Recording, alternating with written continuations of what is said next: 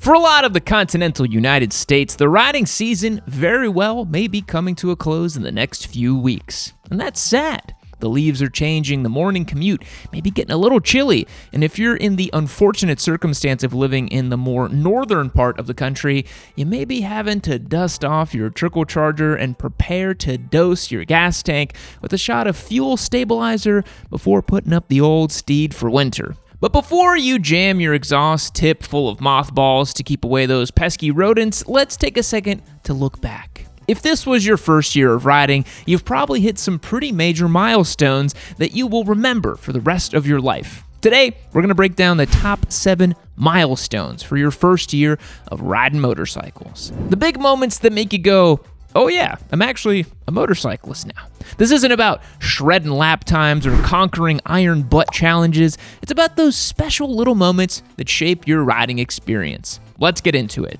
Every rider remembers back when they were a little baby squid and they first ventured out of their little bubble for the very first time. At the beginning of your riding career, you're probably going to stick within a 10-mile radius or so. A quick commute to work on some side streets, a local coffee shop where you can sit there with your helmet hoping that someone asks, "Hey, is that your bike outside?"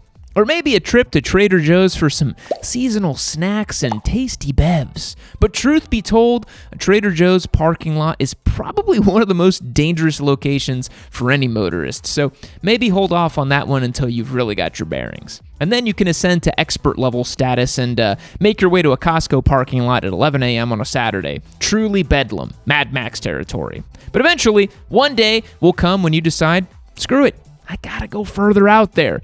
I'm not saying you got to bust down 1,000 miles in 24 hours or anything ridiculous like that. You don't need to do that ever, really, regardless of experience. Ooh, you sat on a bike in a straight line for 1,000 miles. Ooh, how fun. You're so talented. Your butt must be so hard, made of iron. The Iron Butt Association, or whatever it's called, just has to be some sort of cover-up for an underground masochist community of the gluteus maximus or something like that. It's not normal riding behavior. As a new rider, your first big trip might just be riding 2 towns over for lunch or taking a half-day ride to the state park that you've never seen before. It's not so much about the distance itself. It's just about leaving your comfort zone. When you take a trip like this, suddenly you're on roads you don't recognize and you haven't memorized the roads or intersections, the traffic patterns are a little different. You'll be forced to read the situation instead of just relying on muscle memory. That's how you continue to hone your skills. Once you've accomplished your first trip on a motorcycle, you'll arrive back home tired, sweaty, and satisfied. Kind of sounds like prom. Am I right, boys? The first time you merge onto the highway on your motorcycle becomes a core memory for every rider. You successfully get up to speed, seamlessly assimilate to the flow of traffic, and then twist the throttle and really let your bike eat as it was intended. Most new riders are intimidated by the highway, which is totally fair and understandable. Cars are flying by, and you might think being sandwiched between lanes will be claustrophobic. And you'll be traveling at speeds nearly 10 times higher than what you did in the parking lot during the MSF course, so it's a little scary. But more often than not, the first time you commit to the highway, run, roll on the throttle, and feel your bike pull smoothly past 70 miles per hour, the memory will embed itself in your psyche. It's the moment you realize, oh, this is what this machine was actually designed to do. This is pretty sweet. It's amazing how willing a little 400cc beginner bike can feel at freeway speeds, and it will give you a newfound respect for it if it had otherwise been limited to slower surface streets. It might be a little intimidating at first, but trust me, as soon as you start realizing that riding straight on the highway is easier and often safer than enduring stop-and-go traffic in the city, your world's gonna change. The first time you click your bike up into 6th gear, tuck your chin beneath the fairings, and see the speedometer inch towards triple digits, it'll all make sense.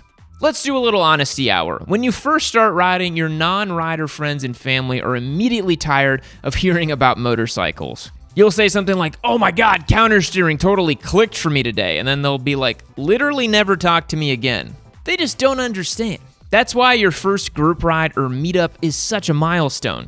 For the first time since you were put in that special class in middle school, you'll be around dozens of other people with special interests, which in this case are motorcycles. You get to chat with people just as obsessed with bikes as you are, and you don't have to clarify or make justifications when explaining why your next bike needs to be a 3-cylinder or why Suzuki needs to update the GSX R750 already. At a bike night or meetup, everyone's already operating on the same wavelength. When it comes to a group ride itself, the first ride will definitely be a learning experience too.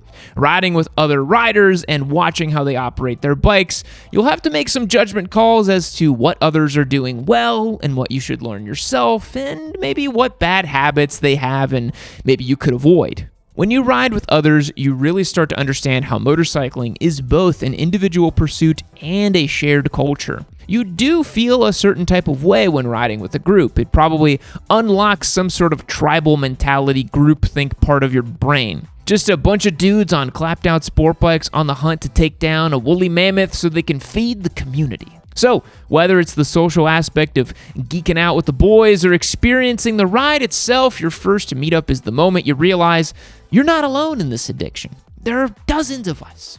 Dozens.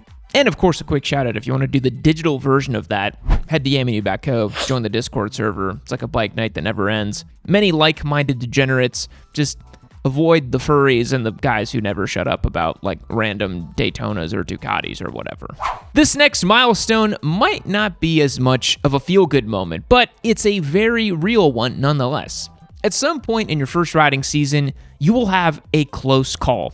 Maybe a car drifts into your lane because they're on the phone. Maybe you misjudge a corner and see Jesus at the apex. Or maybe a little old lady in a motorized wheelchair cuts you off at an intersection. These threats are everywhere. What matters in these hypothetical situations is how you react. This is when your training kicks in. You swerve, you brake, you keep the bike upright, and when the dust settles, your heart's pounding out of your chest, and your vomit's dripping from inside your baby Yoda Roo Rock helmet. First comes the fear. Holy shit, that could have been really bad. Then, the anger. Frickin' Cage, you're scrolling TikTok while driving. Then, strangely enough, a little bit of excitement. You had a close call, and you proved to yourself that you could handle it. I tried explaining this to my wife one time, that it's just like this weird, excited feeling you get when you get away with it. And that's that weird part of a motorcyclist's brain that is indeed broken. But you're not invincible, but you're also not entirely helpless either. The first close call is a turning point. You spent your first months riding, fearing what could happen without knowing for sure how and when and what happened when you would react. And in that moment, you prove to yourself that you're prepared for the different dangers on the road. Or maybe you're incredibly lucky, or most likely, it was a combination of the two.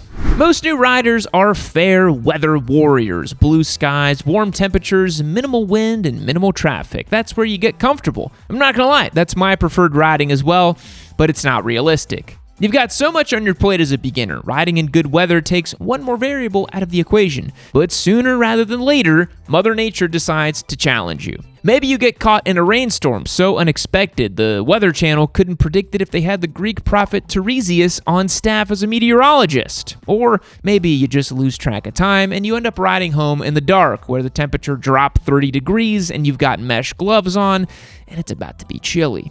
These moments are when you graduate from a fair weather rider to a hardcore grizzled rider who can do it all, brother. Riding in less than ideal conditions teaches you to adapt. In the rain, you'll learn to be extra smooth with the throttle and your braking. At night, your focus will be sharpened because you gotta look where you're going and it's kind of hard to see. In the cold, you'll understand why people are willing to pay extra for aftermarket heated grips and some nice cozy gear. First time you survive one of these rides, you'll feel miserable in the moment, but weirdly proud afterwards. You just spent 2 skill points to unlock a new skill on the skill tree. And the game just got harder, yet you successfully have been rewarded for it. Nothing makes you feel like a big tough guy who your dad would actually be proud of like spinning a wrench in the garage. Working on your bike for the first time, whether it be for mods or maintenance, is another very significant milestone. Maybe it's just an oil change. Maybe it's installing some frame sliders. Maybe it's foolishly swapping brake pads on a Sportster knowing damn well nothing's going to make that bike brake properly, and you probably shouldn't have even bought it in the first place. Maybe you're just adjusting your chain tension. Either way, the first time you get your hands dirty, you'll realize your bike is actually something you can understand and maintain yourself. It definitely won't always go smoothly. You'll strip a bolt, be missing the right size socket, or realize you ordered the wrong part after the old one's already removed and now the bike is up for at least another 2 or 3 days. You'll probably also bleed at least once or twice. But when it's done, you can sit back with a cold one and say, I did that. I did the world's first 3-hour motorcycle oil change. But really, each successful garage session with your bike bolsters your confidence, and suddenly, your bike isn't some mysterious machine. It's a really simple little Ninja 400, and with some time and patience, you can know it inside and out. When you first started riding, your gear situation is usually lacking, let's be honest. You've got a $100 helmet that doesn't fit quite right, a denim jacket, some gardening gloves, and maybe some hiking boots if you're feeling fancy. It was enough to get you through the MSF course, but it's not exactly up to the appropriate safety standards. A cheap Amazon helmet isn't going to get you any respect from the other dancing bike talk twinks. I mean, those broccoli-headed freaks, they need your approval and you need theirs. You need something better than that. And after you started really riding, slowly but surely, you'll have built up the real kit. A proper ECE-rated helmet that actually fits your head. Maybe you'll even get a snazzy photochromatic visor and a Bluetooth comm system while you're at it. You'll get a real riding jacket with real armor, real boots, gloves, and maybe even some riding pants if you're really trying to go all the way. Feeling like you don't need to be constantly adding things to your Revzilla shopping cart because you finally have the pieces of gear that you need. It's a great moment. And it's not about looking good for the boys on bike night. Good gear makes you more confident, feel more comfortable, and it means you'll spend more time actually riding. I mean, they've done lots of studies on this. You wear the appropriate stuff, you feel different. Put on a suit, look at yourself in the mirror. You could be that man. So there you have it, 7 milestones for your first year on 2 wheels. If you got milestone bingo on today's video, congratulations, you won. If you 100% glitchless speed ran these milestones, even cooler, you won too. Thanks for making it all the way to the end of today's video. You're truly an advanced YouTube specimen. I will catch you guys in the next one. See you later. Fact: to cross a river, armadillos can either sink to the bottom and crawl across since they can hold their breath for 7 minutes, or they can inflate their intestines and use them as flotation devices to float across the top. Yet another reason why they're awesome. Goodbye.